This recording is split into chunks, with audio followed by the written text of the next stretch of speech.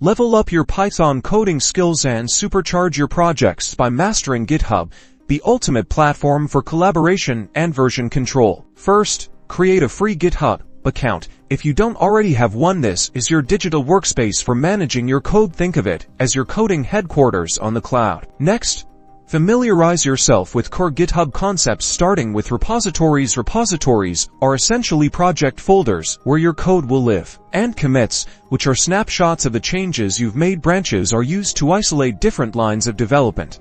Let's start contributing. Search GitHub for open source Python projects. Look for projects labeled with good first issue or help wanted. These are usually beginner friendly. Once you've found a project, fork the repository. This creates your own copy where you can safely make changes without interfering with the original project. Now, clone this fork to your local machine. Open the cloned repository, your favorite code editor. Make a small, meaningful change, like fixing a typo after making the edit. Stage your changes and commit them with a clear, descriptive message. Push your committed changes back to your fork on GitHub. On GitHub, create a pull request asking to have your changes merged into the original project. This starts collaboration. Reviewers will assess your pull request, and you'll receive feedback. This is a collaborative learning process.